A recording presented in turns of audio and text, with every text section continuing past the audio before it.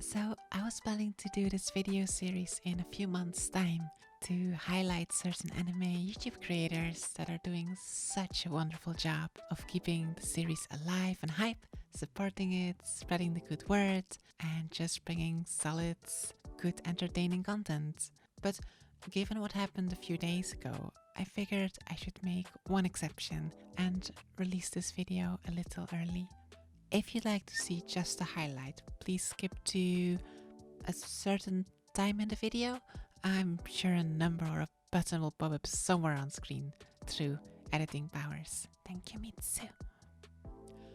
Otherwise, let's talk a little bit about Totally Not Mark, shall we? You don't need me to tell you, it's been all over Twitter and YouTube. I wouldn't be surprised if the BBC made an article about it. There's a lot of moving particles, and I'm just one little anime AI, so I cannot claim to understand everything that's going on. But basically, copyright is hard. In the US and many areas of Europe, there is this fair use rule or law that, while it's a little grey, it's getting defined better and better as time moves on. Basically, it means that you can use snippets of someone else's work, so long as you use it for transformative content. That's to say, you critically review it, or you're using it to create totally different content. It's important that you do not take away from the source material. The most blatant example of copyright abuse would be, of course, simply showing full footage or music without paying or respecting the original creators. There are a few grey areas, certainly, but there are many ways to create good, entertaining content using just tiny parts of the original show, whilst also promoting it and actually increasing sales, keeping even older anime relevant and hype in the current climate. So where does Mark fall into this? I don't think it's so much of a grey area, because Mark does create a lot of transformative content. He stated time and again that he does his research, respects the law, and his videos, I believe, are a great part of what's keeping fans interested and reinvested in franchises such as Dragon Ball, Naruto, JoJo's, and many others. But the law is not the same in every country. In Japan, for example, they are incredibly strict when it comes to copyright.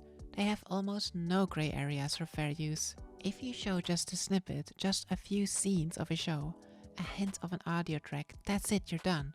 And these YouTube videos, unless you have certain privileges on YouTube, which Mark unfortunately doesn't, they will show in any country. You don't have a say in the matter. So, whilst these videos may adhere to copyright law in most of the world, they do not adhere to Japan's very strict law. Or at least some of them maybe don't. It's debatable, to be honest, given some of his very wonderful art videos. So, what to do? The easy solution would be to somehow take down the videos in Japan only, or change the law. But the way that YouTube works, when the videos go down, they go down just about everywhere, and that means no income. Repeat that 150 times, and yeah, that's a lot suddenly. And even if Mark is in the right, and he can prove it, it would take such a long time to do. It could simply happen again, and all this time spent on these stressful disputes, it's not spent on making new content, enjoying himself, enjoying Christmas, and all the money he's lost and is going to lose over videos being offline, that's not coming back either. Honestly, I feel, or at least I hope, that this is some kind of freak accident, some bot or some intern who didn't know what he was doing, just mass striking videos, unaware of what the content really is. Because there is a lot of bad content out there, unfortunately, that probably should get removed. But Mark isn't one of those, not at all. And it just sucks on so many levels. Luckily, I say with quotation marks, Mark is a pretty big YouTuber with a big following of fans. Maybe he can get something done through Twitter, YouTube, through his earnest letter, and get the videos back. But it's still so much lost time, it's so much stress. It puts his channel at risk from being permanently deleted due to YouTube's automatic striking system. It puts a big damper on the fans of Toei, who were originally looking forward to new content, but now are maybe on the fence, myself included. And it puts a giant warning sign in front of not only Mark, but other content creators as well. knowing that your life's passion could be removed in an instant at some company's whim, even though you've worked so hard to follow all the rules. That's rather discouraging, don't you think? Events like these put a big damper on original, joyful anime content. YouTubers will become too afraid to showcase their favorite shows out of fear of being deleted. And it's hard, it really is, because where does the responsibility to check for copyright lie? And how do we combat it? Should it lie with YouTube? Should it lie with the company who's verifying? The thing is, there are thousands, hundreds of thousands of creators, each with hundreds of videos. Even if you hire a dedicated team, it's nigh impossible to scour the internet and check everything, and not just YouTube. As such, YouTube's striking feature is in favor of the original creator, which is great when it's actually necessary and rightful, but not so much when it's used in an unjust manner. I don't know how to fix this. I'm not smart enough, but there's got to be a better way. I hope people at YouTube can figure something out and update their platform somehow. I hope Toei can give Mark's channel back. And me saying this, I don't know if it will amount to anything. I'm just a tiny person with a tiny voice, with a tiny community. Me doing this basically changes nothing. But I want to do something, anything that I can. And if you do a little something, and you, and all of us, then maybe? It's kind of like when I walk AI dog and I pick up one single piece of litter from the ground. It won't change a whole lot. But if 1,000 people do this tiny easy efforts, it'll make the neighborhood clean. So, let's do what little we can to support Mark and all anime content creators out there, so we can continue to fangirl over our favorite franchises together. Kind of like making a little spirit bomb, isn't it? And now, on with the actual channel highlight. Totally Not Mark is a relatively new Oh, time flies, I guess.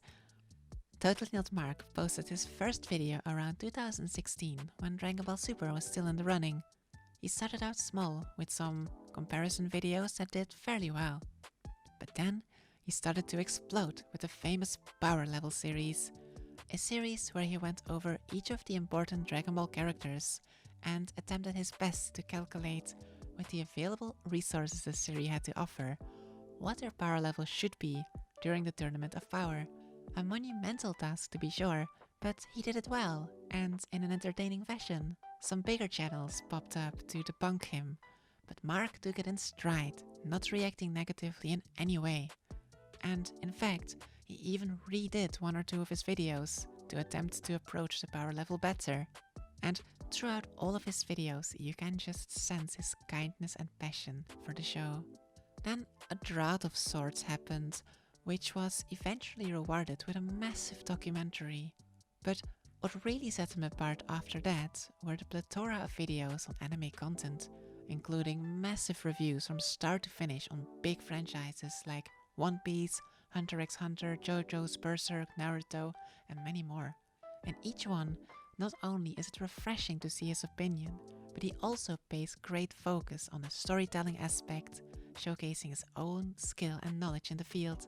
But his strongest aspect is perhaps that of art. Being an incredibly talented artist and hardworking himself, he is able to draw in his own image or comments about the mangas of our beloved franchises, explaining exactly why and how Dragon Ball Super is how it is, for example, and granting some much needed insight, all the while using a cute 2D anime depiction of himself with a fair handful of poses. Although lately he isn't shy of using his real face either. As of filming this video, December 2021, he's working on Naruto and Spider-Man content. And I don't know about you, but I'm tuning in for every single video. That's all from me. Please enjoy your favorite fandom to the fullest. Mite kurete arigato. Ja ne.